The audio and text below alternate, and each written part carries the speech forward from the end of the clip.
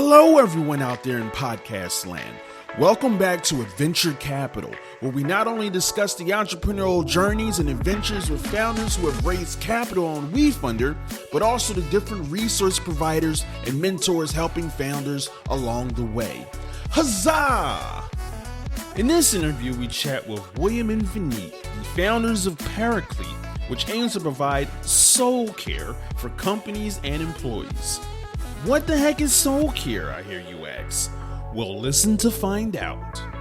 Before we get on with the podcast, we're required to let everyone know that anything we say here should not be interpreted as investment advice, recommendations, or soliciting investments in any company. All companies raising on Wefunder are given an equal opportunity to participate in the podcast based on the progress of their campaign. Wefunder gang, take it away. Hey guys, Jonny Price here on the Wefunder team, and joined by fabulous co-host Katie Powers. Hello. And today we're joined by Vineet and William, the dream team behind Paraclete. Vineet, William, welcome to the podcast. Thanks for having us. So good to be here, brother. Thanks for inviting us. Yeah, it's great to have you here. Maybe you could kick things off by giving us the 1 minute overview on what you guys are building with Paraclete. Great. I'd love to do that. Well, so Paraclete is the world's first Soulcare platform that connects everyone to their own personal guide so they can have confidential conversations about life, work, and everything in between. We're here to help employers attract, retain, and engage their world-class employees that they've brought onto their institutions, and by helping them have access to a person that can be alongside them in their journeys of life and finally be able to deliver on their desire to actually steward their most important asset, which is their employees. And we come alongside every employee to be with them in their journey of life so they can process the moments that matter and actually be who they are trying to be intentionally and deliver value, not only for themselves and their company, but their families and communities around them. Very cool. Can you tell us a little bit more about your guys and your background and how you came to this idea? Sure. Really quickly on my side, I grew up in the States and joined the Marines right after 9/11 and spent about over a decade leading Marines all over the world in Iraq and Afghanistan and Capitol Hill and in the UK. And what I saw that even though I had very different roles in my leadership positions, fundamentally our ability to perform as an organization under high amounts of stress came down to individually knowing and stewarding my people well. And that got increasingly harder as I got more senior in rank. And I realized that actually any of the big challenges that we are facing as a society, whether it's cancer or conflict or corruption or climate change or COVID, anything with a C, it seems, is really going to be solved by organizations and not by individuals. And how do we actually help organizations who are fundamentally legal constructs of people working together actually solve these problems? Well, we're going to have to actually be able to scale our ability to individually steward these people well. And so that's kind of the perspective I come with, which is thinking about organizational delivery and impact at scale, and Paraclete entered my heart from that perspective. But William comes with another unique perspective as well. William. Yeah, super quick personal background. I'm going to tell a little bit more because that interjects where I met Jonny Price, which is always a fun story, I assume, for your listeners. So I grew up most of my life in the Southeast and moved out west to go to business school about 10 years ago. Met my wonderful wife there, and we have three tiny kiddos now. They're 4, 2, and 4 months, which is pretty awesome. And met some wonderful people out there, including Jonny when he was at Kiva before joining the Wefunder team and building the world up over there. And you may not know this, man, but Kapow was at Kiva as well. Whoa, look at that. That's right. That's how I met Jonny. And you're still hanging out with him 10 years later. Me too. It's a very well-trodden really career path. Great Kiva to Wefunder. It's very common. That's awesome. Well, they're both world-changing organizations, and it's super cool to see that y'all are continuing down that path together. And yeah, I remember coming to the office. There were 6 people there up in Noe Valley. It was amazing. And I lived in Noe down there, and so great to see. And so my personal background of how I came though was I spent a little more personal history for me. I spent the better part of 10 or 12 years struggling with addiction. I was an alcoholic for a long time and had to fight through that. And unfortunately, when you have a a problem like that, it doesn't typically just leave when you quote unquote beat it, and hasn't been a struggle for mine for a while. It kind of goes a different direction. And so for the last 5 or 6 years, I've been really struggling with some depressive thoughts, and it's just the depression's overwhelming at times. I spiral into negative thoughts, and I know they're not truth, but I can't get the non-truth out of my head. And the way that I came to deal with that was I found a few people that were just available for me often, and they were good listeners, and they were there. I have a therapist as well, and I think she's wonderful, and so that's an incredible thing. But she's available in a 2 or 3 week window sometimes, and sometimes she's not, and sometimes I don't need a clinical diagnosis. I just need someone to remind me what was true and what wasn't. And so I had a red alert text thread of a couple of folks that would just show up tomorrow or tonight and be there and let me verbally talk through what was going on, and let them ask some good questions to reorient me to get back into my day. And that's where Paraclete comes from for me. I said, as work and life has merged, as everyone's finding more of their community in their workplace, why isn't there an offering there that is a bit of a lower barrier than your traditional EAP program, where you get linked with a random therapist that you don't know, which is good, to be clear. It's a good thing, but it's a hard thing to access, and it's a scary thing to access. And so I just kept thinking, why doesn't everyone have this text thread of 2 or 3 people, that they can just call and have a conversation with tomorrow? And so that was the general essence of that. And Vineet and I have known each other for 3 or 4 years, and we realized after some chats that we were coming at a similar idea from 2 different perspectives. And the classic startup story. He flew out to the Bay Area, and we spent 4 days in front of a whiteboard and decided to jump off a cliff together. Love it. You mentioned, Vineet, at the start, Soulcare, which I think is just a really interesting kind of choice of words. So I'm curious to dig more into that. What do you guys mean by Soulcare? And you were talking about it a little there, William, like how it kind of, how you differentiate versus kind of more, maybe qualified is the right word, therapists. But like, what does Soulcare mean, and like how's it kind of fit into the landscape of other similar types of tools that employers or employees or people can avail themselves of? It's great. So I'll take a swing at the first part of that. Actually, what is Soulcare, and then William will kind of put us in position relative to the other offerings or available solutions in the marketplace. So we define Soulcare very intentionally as whole human integration, right? It's integrating what we are, what we do, and what we experience. And I'd love to unpack that a little bit. So at Paraclete, we actually think, what we are, we're all human beings are comprised of a body, soul, and a spirit, right? The body is a material part. It's actually like our battery pack. It's how we live our life here.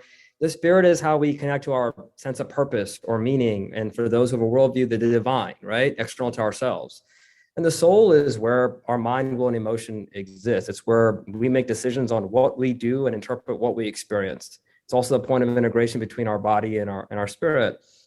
And so that's how we think about human beings in general. That's what we are. But what we do is a really important part of our being, of our lived experience, right? It's not just about being a great salesperson or CEO or, customer success person. It's also about being a great parent or a great child or sibling or friend or neighbor. That's also roles that are really important to us in our lived experience. So what we do really matters, and it's a part of who we are. And then finally, what we experience, right? Time is the medium by which we live our lives, right? Our past, we talked about a little bit here, William's past, my past, informed our present moment. They were determinant in some ways on who we are today and how we live our lives today. And today informs who we're going to be tomorrow, right? We're always becoming someone new. The question is, are we intentional about who we're becoming? So Soulcare really is about integrating all those 3 aspects, not only the body, soul, and spirit, what we are, not only what we do, which is our job and maybe our relationships or community and our social life, and also our experiences together in a way that actually delivers an integrated life, right? We think that actually at Paraclete, living a more integrated life helps us to live a life of integrity. It's about having one identity, not a fractured identity, right? And so Soulcare is actually thinking about your whole lived experience, not just parts of it. And so that's why we're really excited about that, because we found that actually the other offerings in many ways kind of try to fracture or compartmentalize your experience. So William, maybe you want to plug in and talk about how we are relative to the marketplace. Sure. And when you think about the the mental well-being marketplace, I mean, the majority are good things, right? For people. So these are all differentiation points. They're not, we have a better solution necessarily than someone else, right? But if you look at the broad landscape, what we saw is there are a lot of, use the word, Jonny, I think what we would say is clinical, right? So they're licensed clinical solutions. These people, they are therapists, they're psychologists, they're psychiatrists, right? That is their training, and they come alongside and they have great techniques. If you have marriage problems, these are people who have spent their lives studying marriage, right? If you have anxiety or ADHD, I mean, you can go to a specialist who works with ADHD specific patients. And that's amazing. There's tons of multi-billion-dollar companies now, probably close to 10, that are building platforms such as Paraclete, B2B2C platforms traditionally. So these are, you sell to employers offer it as an employee benefit, and you are just connecting those two, right? So Modern Health, Spring Health, Talkspace was one of the earliest. That's a public company now, right? And there's various forms, right? There's chat-based only. Ginger.io is another one. They do a lot of chat-based text. Talkspace is a lot of chat-based. And then you can go sit, with someone as well. And then on the other side, what we see is there's a lot of an amazing movement in executive coaching, kind of coming down a few notches from just the C-suite down a few notches. Better Up, Bravely, Thrive Global. Some of these organizations doing incredible things. Thrive Global, only digital.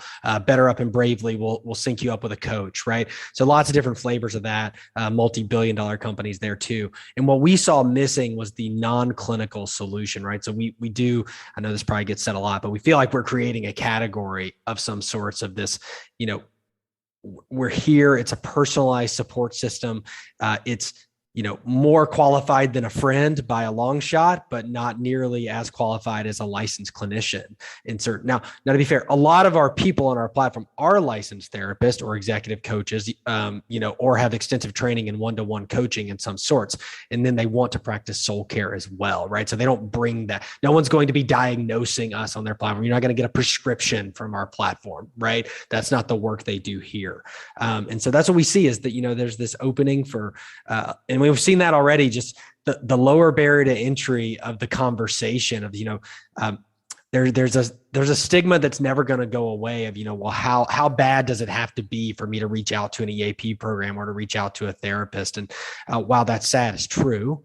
And I feel that sometimes I'm like, oh, I got in a fight with my wife last night. Like, do I really need to talk to Elise about that? Do I need to set up an appointment for that like 2 weeks from now? Or do I just need to talk that out with somebody? Right before I go to work, because it's on my mind. It's going to impact my day. It's going to impact my productivity. It's going to impact my relationships. But gosh, I'm not going to set up a appointment for that. It just doesn't feel big enough. But these guides, as we call them, the other big thing in our product that you can do too, just to differentiate a little bit. And I don't know how all of these work. So someone may text in and say, you don't know how Modern Health works. You're dang right. I'm not a user. I got some ideas, right? But you can book a 15-minute meeting or a 30-minute meeting or a 45-minute meeting or an hour meeting. Whereas, once again, my therapist, hour blocks only, right? She's not going to talk to me for 15 minutes. That's just not the way it works. But sometimes that's all I need is a quick reorientation to my day, not like a full deep dive into what happened. For sure. Yeah, no, that makes a ton of sense. Can you dig a little bit more into the business model and how the platform works with both sides and, who these guides are, how they get trained as guides, more of the nitty gritty there? Yeah, that's great. So as William said, we're a B2B2C platform, so a two-sided marketplace. So we sell to employers as an employee wellness benefit offering, right? And so one of the things that I'd want to dovetail off of William's point is that another way you think about how Paraclete might be a little different is that if you look at a bellhop curve, right? A lot of the current offerings are serving, to use an example, either extremes of the bellhop curve. But for us, we are here to serve the 100% of the population. So our positioning is that actually, if you're a human being, you deserve a guide. So we're really proud of that, actually, that we some of our power users are CEOs, and some of our power users are the brand new person who joined the company last week. And we can service all of them because fundamentally at the core is that they're all human beings, right? And we all have these lived experiences that we want to process with somebody without judgment or agenda, right?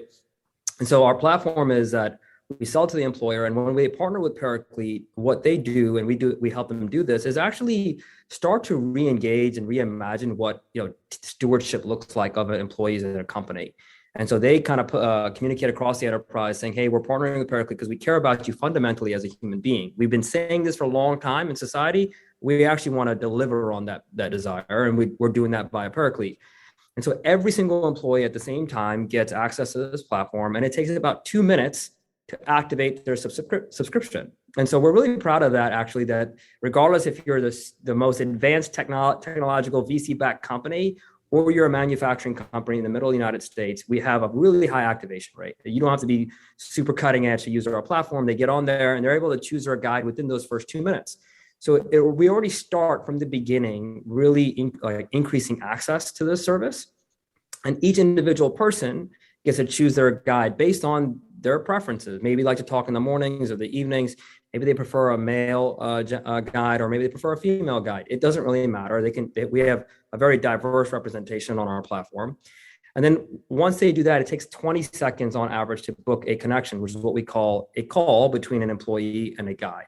So from the user side, it's really easy to get onto the platform and to actually take advantage of the service that employer is providing. And so that's kind of probably one of the main reasons why we have such high engagement rates across the enterprise. On the other side of the platform is what we call our guides, which is who engages with each of these individuals on a one-on-one basis. And we're really proud of our guides. And what we would say is they represent a diverse society and workforce that we know today, right? They're from all different work experiences, whether they're coaches or clinicians, like they're therapists or counselors or advisors.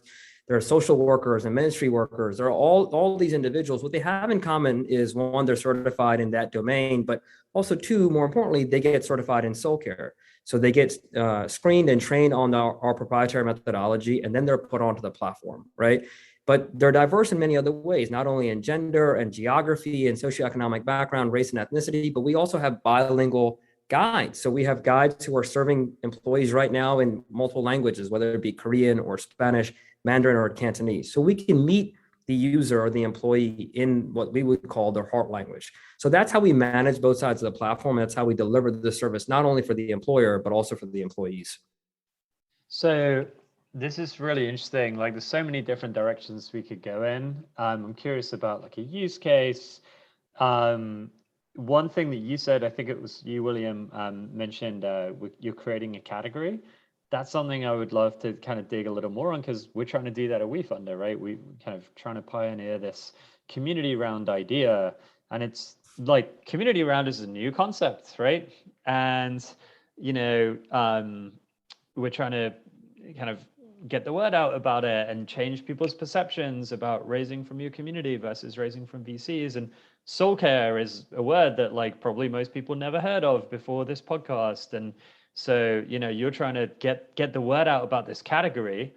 And so, and it reminds me of crossing the chasm a little, right? So how are you, which is kind of tied up with the business model as well, how are you going about creating this category? How are you like pitching Soulcare to, I guess, HR departments? Like, and then kind of, is it working? Is it something where as soon as people hear it, they're like, oh my goodness, yeah, this is what I've been missing my whole life? Or when they activate in 2 minutes, then it's like you're like, kind of re-engagement rate is just through the roof, because it's like, oh my goodness, talking to my guide is my best friend, like this is amazing? Or is it like, actually there's a lot of churn because it's like, this is a weird thing that like no one's ever done before.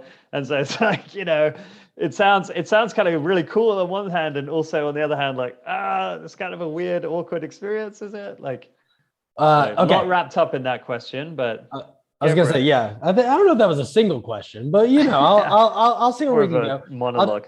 I'll try to take part one. And then Vineet, I'm sure Vineet's got some great use stories and some testimonials, because we've gotten everything in all between. But here's the thing. I totally agree with you. Creating a category is difficult, right? I mean, the number one question we get is the first question you asked us, right? Well, what is Soulcare, right? It's intriguing enough. I feel like community rounds the same way. It's intriguing.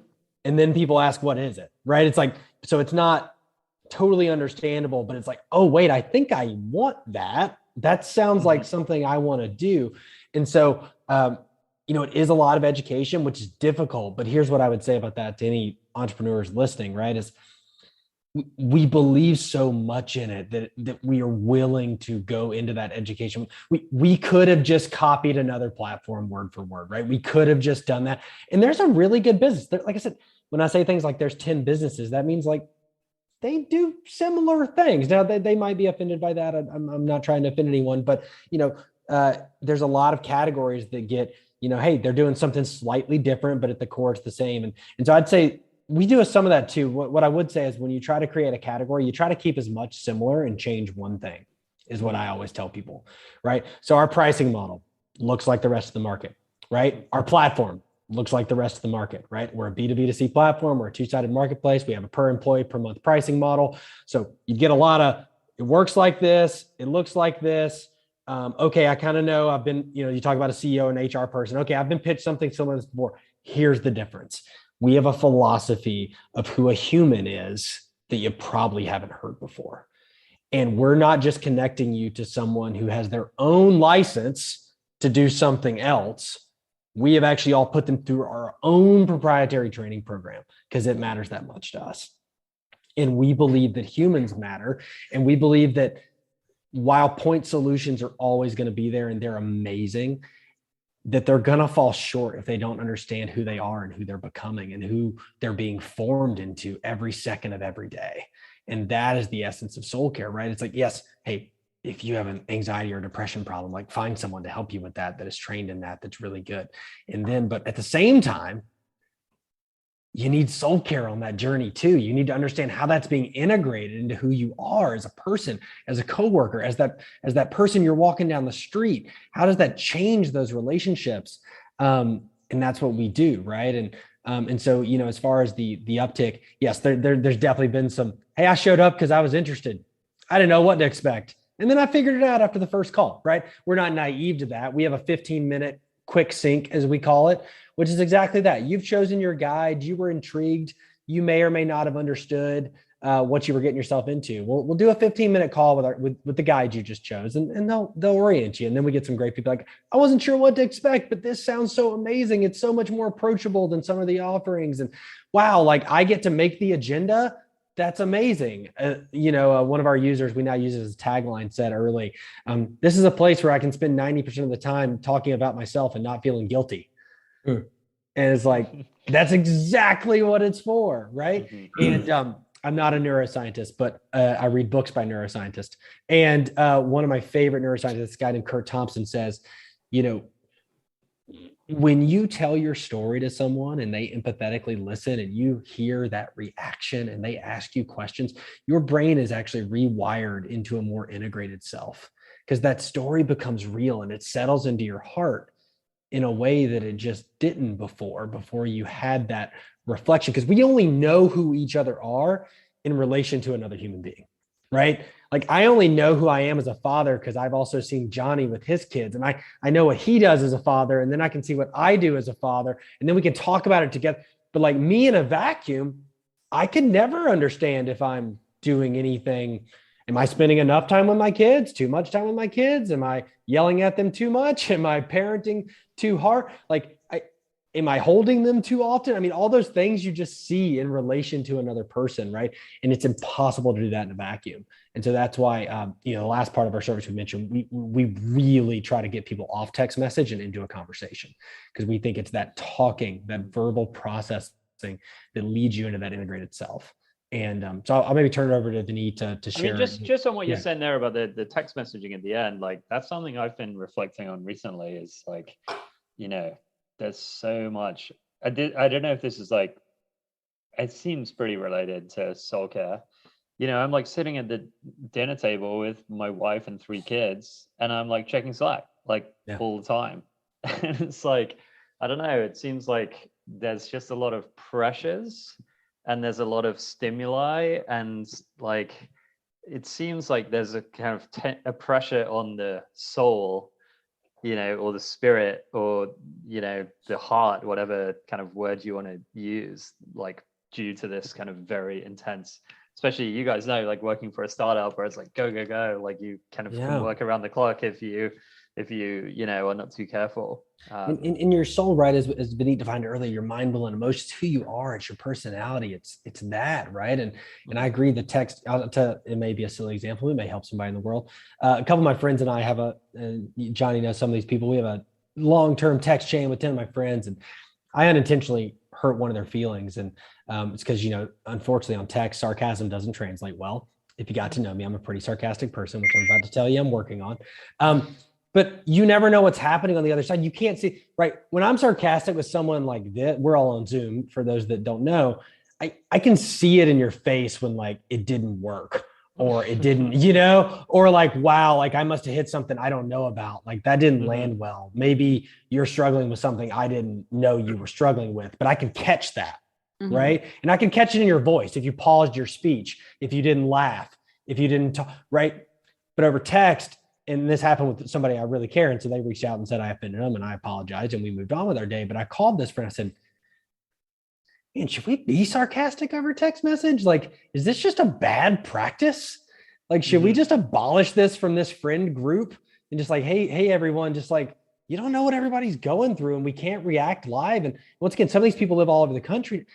You may not see this person for months in this face-to-face world. And so it's kind of a silly example recently of just like how poor of a medium of communication that can be at times. And it can be a beautiful form of communication for other things, but for relating at a soul level, I don't know. I don't know if it can work. I feel like if you ban sarcasm from a medium of communication, that would be like racial discrimination against English people.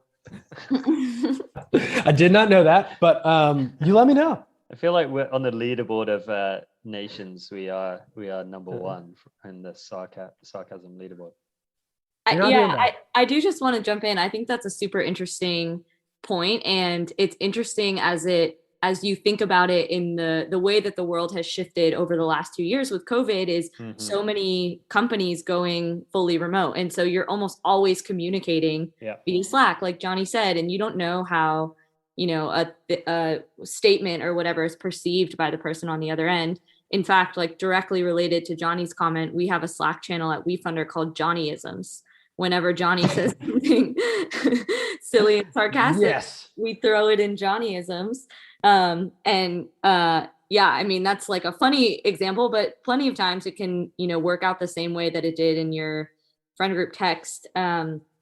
You sound like there's many times when I've offended my colleagues at Wefunder. There's been more than one handful or one hand's worth of times. I think we're going to need a blog post of that Slack channel. That's right. Just to double down again on what Kapal said there. Like Ali, my wife, like she works for Meta, right? And so 2 years ago, she was going into the office every day, right? I guess a little more than 2 years ago now. And just having like so much in person, like sitting with people for lunch, you know? And now that it totally goes away because she's working remotely in Nashville, not going into the office. And, you know, there's Zoom, but like it just feels like we're probably, our souls are like are more dry probably now than they were like 2.5 years ago. So basically there should be great product market fit for you guys. Customers should be ripping it out of your hands. If your growth rate is not, you know, 100% month over month, you guys are screwing up massively. No pressure. No pressure. But Jonny, actually, like in all seriousness, like if you think about it, like during COVID, as you said, we had access to all of the technology you just mentioned, Slack, text, all the stuff, and Twitter. And people's well-being plummeted because actually the need for human-to-human connection, it's an internal need. It's a need that it's wired into who we are. And that connection can't be a superficial connection, right? Like it can't be that all of a sudden, you know, a couple characters on a text message or on a tweet is going to be the same thing as us engaging in real dialogue. It's not the same. And right. And so what we found actually, to your point, we enjoy the engagement rate by the employees and the users because people have pent up demand to actually talk to someone without getting judged and to actually like help, like kind of process what's happening in their life in a real way, right? And for the first time, they're able to do that as often as they like, whenever they'd like, with the same guide that they chose in the beginning. And so that's actually a pretty powerful thing to think about it. So, what William said, like, hey, they come to that first connection, that first call, if you will, with their guide they selected. They're not really sure what Soulcare is. And actually, if you think about it, if you have a 500 person organization, every one of those lives are going to require different things at different times of their life. And we can do that on our platform because each individual employee chooses their own guides, figures out when they want to talk, how often they want to talk, and what they want to talk about. So 70% of our connections don't have a predetermined topic on it. So if you think about it, they're like, hey, I know I need to talk to my guide. I have no idea what I want to talk to them about. And they come to this connection, and our guides are trained in helping hold a safe space in place for them, start processing all the stuff that all of us have in our lives, right? So as an example, I think, part of the first question that was asked a little bit earlier was, what's a use case look like? Well, we've heard a lot in the last couple of months, about how this manifests itself out between employees and our guides. But I'll give you maybe two really quickly. The first is the gentleman got all access. His company bought the service. We launched the service across the entire enterprise, and the gentleman got the email at pretty late. He looked at his email pretty late in the night. He was so excited about it. He booked a connection that's the next morning, super early. And the first thing he brings up to his guide, who he's never met or talked to, and he said, "I've been waiting for something like this for a long time." And the guide said, "Great, let's chat," and started talking about some things. And the guy says, "I have erectile dysfunction. I'm married. I know what the medical challenge is. I know all of those things, but I have no one I can talk to about this. I can't talk to my friends. I can't talk to my employer. It's hard." And that's the first call that the gentleman had with his guide, right? And he goes, "You're the only person I know I can talk to about this." First call. Similarly, somebody else called one of their guides, and first conversation with the guide says, "Hey, I'm pregnant." Guides, as one would, like, "Oh, super exciting. And who else have you told?" During the conversation that came up, and the person said, "Actually, I've told no one." Oh, he's like, "Oh, you're probably really early along." And he goes, "No, I'm along, but I've had some challenges in the past, and I don't want to tell anybody because I know all the questions that are going to come up, all the things that might happen to this baby, or how this baby might get here, or all those things are going to come up, and I just want to celebrate with someone, anyone, about this baby that I have." And it just tells you that, like, this person could have they have a whole social context, so they could have celebrated this important moment or milestone in their life, and they chose to celebrate that with their guide that they had just met. And so if you think about, like, there's everything else in between that. There's people who get upset about traffic jams, and who people are excited about their kid's birthday, and all of those things we're happy to process and hold for somebody. But the reality is, people need to be individually known and valued, and want to have a conversation with the same person about the moments that matter to them in their life. And we're really proud and excited that we can do that at scale across all enterprises.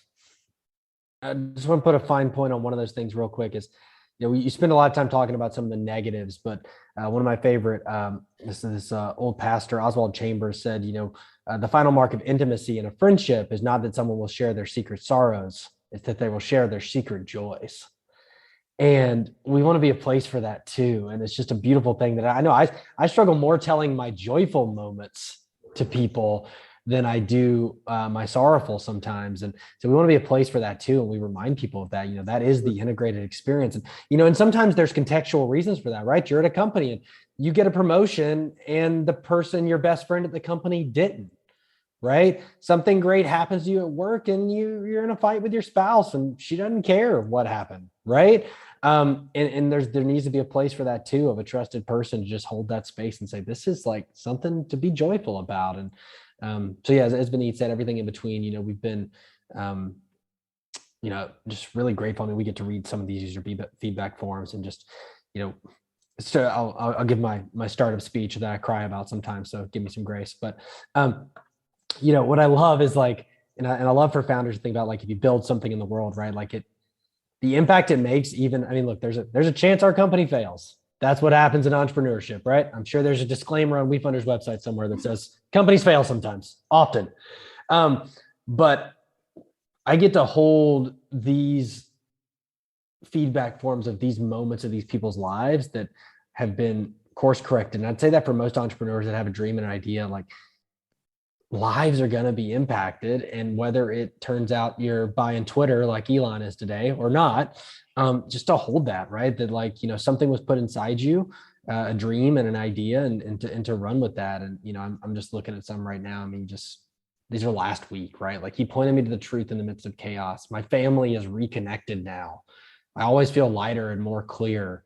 You know, it's just so exciting to see, you know, where this, you know, I literally feel a weight off my shoulders. I was under so much stress and now I'm not.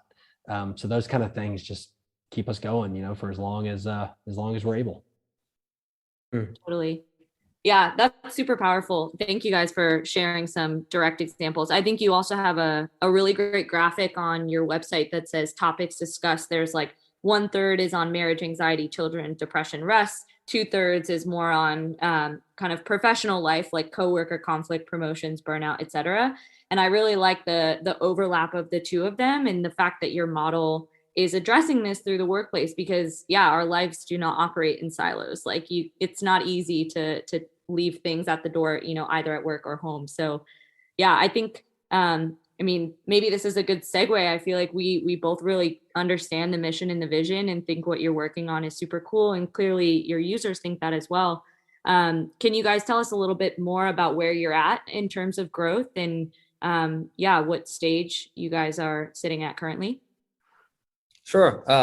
So we're really excited about the progress we made so far, right? So we're now serving enterprises across the country, a lot of them asking for us to launch internationally. So what we found actually is a lot of these companies have a significant US employee base, but they've got lots of people abroad. And so we're actively working through with some of our clients to think about how we could possibly do that.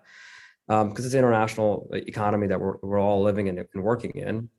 We serve across the spectrum of corporate ownership. So whether you're private equity backed or venture capital backed, privately held, or tax funder, taxpayer dollars, we serve enterprises across all of those kind of corporate structures. And we're in several verticals, you know, whether it's education or high tech or manufacturing, or insurance, we've got all those kinds of employers as well. So we've actually been able to learn how to serve all sorts of enterprises across the spectrum. And what we found actually is, you know, being able to partner with these kind of employers that actually, while there's some nuance to a venture-backed company compared to a privately held company compared to a tax, you know, funded company, the use case remains the same, which is human beings want individuals who they can process life with in a confidential way. And so while the sales cycle might be a little different, right? The actual service and delivery methodology remains fairly similar because people are across the same as far as human nature is concerned. William, how would you want to add to that? Yeah, just some nuts and bolts. You know, we raised a $1.5 million pre-seed round. So that's where we were. We're probably going to talk about community rounds in a second. We talked about that. We were pre-seed, so we really were, you know, two guys kind of really just getting started. And so as far as why we didn't end up on Wefunder the first time, we wanted to prove a little bit more before we came to your audience. But we're big fans. And then product development, you mentioned as well. We took a no-code strategy. So we're building the entire company on the back of no-code tools. So right now, you know, it's a combination of lots of tools that you're probably familiar with, from Webflow to Bubble to Airtable to Calendly and some of those things in between. Some integrations tied together. We've got our V2 of the big product coming out in a few months, which we're excited about as well, as we've learned more. We went through the On Deck Fellowship as a no-code strategy as well, which was a great learning tool for us. And yeah, so that's our current product plan, which has been really fun. And I had never used no-code before, but it's working for us really, really well. I actually don't know that many startups that have gone that route. Obviously, that's been exploding. Like some of the companies you mentioned there. Yeah, so working well, like obviously iteration cycles, super fast. Like the iteration cycles are amazingly fast, and you can, you know, you don't have to have a decade of CS background to start something or try something new. And so we're able to get insane amount of feedback from our users that allow us to adapt to what they need and what they would enjoy and experience. And so I think that's also this kind of feedback mechanism that we've been able to provide with our customers. They feel that. And so because of the no-code strategy that we've taken, we're able to move a lot faster than maybe a typical startup would have been. Yeah.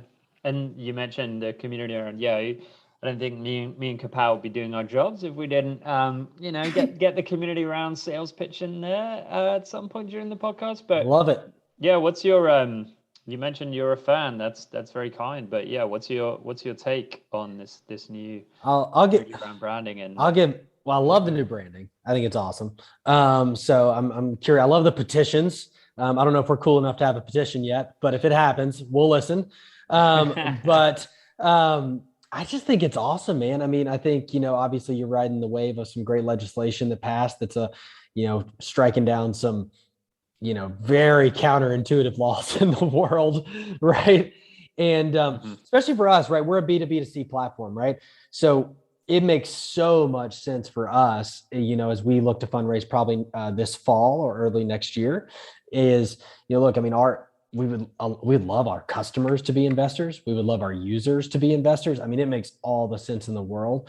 I'm friends with some folks that have had some fantastic success on Wefunder, Renji's and, at Immersed. Renji from Immersed, yeah. Yeah, he gave some great advice on what this looked like for him and just the incredible benefits he's had from the place. We have some similar investors. He's probably our number one evangelist, I feel like. He's a big fan. Yeah. He did it right. And we have some similar investors and we come at the world a little bit the same way. Renji and I have a shared faith background as well. And so we come at some of just the world problems from a similar worldview. We're just kind of trying to look at, hey, what would God have us try to solve here, and how would we go about that? And so those are fun conversations, and he's a great guy.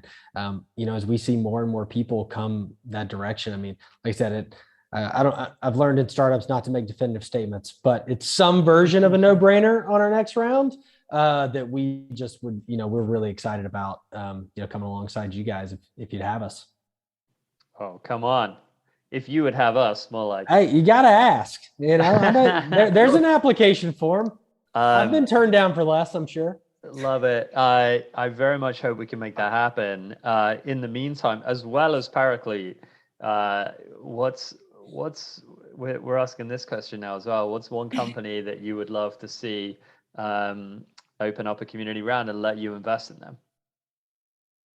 William, you go first, man. I want to hear your answer. Oh, so I was trying to Google to see if they're actually who owns them, but I'm gonna go with two because I don't know if either one of them might be wholly owned by like Coca-Cola or something, and then it's not gonna work. I've been gluten-free for 2 or 3 years, and my wife has Crohn's disease, so I've been deep in kombuchas and gluten-free world for years. So I'm an empathy gluten-free, but now I'm deep. There's this flour called Pamela's, and it is worlds above every other gluten-free product in the world. Wait, how do you spell it?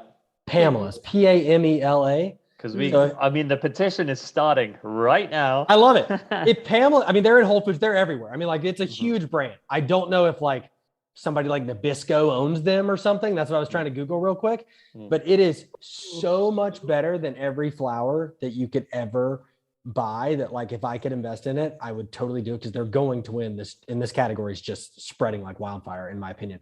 The second would be GT's kombucha. I've tried like 17,000 different kombuchas because my wife makes me. GT's is by far and away the best. So if it is possible to invest in GT's kombucha, they are going to win as well, in my personal opinion. Well, I don't know how you follow up with that. I'm not shocked that that's what William said though, because I'm used to hearing things like that. But that's cool. So I'm not gluten free, but I'm a coffee addict. I love coffee, and so if our good friends from Fellow would go do that, I would. I love their products. I love their coffee service. It doesn't hurt to support a GSB alum, but also it's just a great company, great product. And so I'd love to buy into that company if I could. And then the other one, I would say I'm a little bit of a nerd, and I like this company called Readwise. So they help me connect my digital reading into note taking. If I could buy into that, I would be really excited about it. Wow, these are great ideas. I'm like opening new tabs so I can go look at Fella's a great idea. You should pressure Jake. I don't know if it's possible, but that'd be a great idea. It's that would be a great number idea. one coffee brand in the world. They're incredible. We put money into it. Hey, we'd stock our office. You can never have too much coffee in this office. That's true. Yeah. It's true. That's awesome. Cool. The other question that we ask every founder, I guess this is now our 51st episode. So we'll have 51 pieces of advice after yours, or maybe 52 if you each give one. But what is your top piece of advice that you have for founders building a company? I can jump in first. My number one is one that, I struggle with. I think a lot of other founders struggle with, and it's part of our whole ethos too. So it's a little self-serving, but is not to tie your identity to your company. It's just not who you are. Whether your company succeeds this week is not a reflection of your character. It's not a reflection of who you are as a friend, as a husband, as a wife, as a coworker, as a boss, as a founder. Whatever label you want to dream up for yourself this week is not defined by whether you grew 50% week over week. It's defined by the relationships you have in your life and whether you're good to those people and whether, you bring joy and peace into the world every day. And it's so difficult because, as we were talking before, I think we came on live, you sell your company over and over. I'm wearing our Paraclete shirt, and it's just so easy to make that slight off, it's kind of like a shadow mission, right? Like, it's a good thing that you're excited about your company, but the shadow mission could be like, I want people to know that before they know who I am as a person. And that is so treacherous because when there's a valley, your identity goes down in the valley too. And so just remember who you are first, and that the work is important, but it's part of an integrated life that hopefully you're living. And anyway, that's what I'm struggling with, that I think people should try to find some time to think through with some friends. And I've made that mistake in the past. So I think that's another reason why William and I are so excited about what we're doing here. I think that, if I was going to take the other approach, be laser focused on the problem that got you excited in the first place. You're going to get a bunch of ideas from a bunch of people, and a lot of people, especially trying to create something new, they're going to tell you that's not the way we've done it before. It won't work. And you know what? That might be true, but if you're really passionate about the problem you're trying to solve, it'll get you through some of those nights and some of those seasons, those valleys that William was just mentioning. And I would just add to that really quickly is you're not going to solve that problem by yourself. And so be really clear about, hey, what can you do to help solve that problem as an individual contributor and as a team member? And then make room and recruit the people that are way smarter than you, that are way more gifted than you, who are going to help run fast towards that problem. And I think those two things, if we could do that, we'd have a lot more companies solving some of our world's biggest problems. Totally. Yeah, those are both great pieces of advice. Thank you guys so much for being on the podcast. Paraclete is awesome. I wish you guys the best in your growth, and hopefully we reconnect again when you guys open your community round. Absolutely. But yeah, Vineet, William, thank you guys, and have a great rest of your week. Thanks for having us. Really appreciate so much, it, guys. It's been so much fun. Thanks a lot for having us. Take care. Thank you for tuning into another episode of Adventure Capital. I hope you laughed, took notes, shed a tear, and most importantly, feel ready to go off on your own adventure. And remember, whenever you're ready, Wefunder's here to help. Be sure to like and leave a review, gang.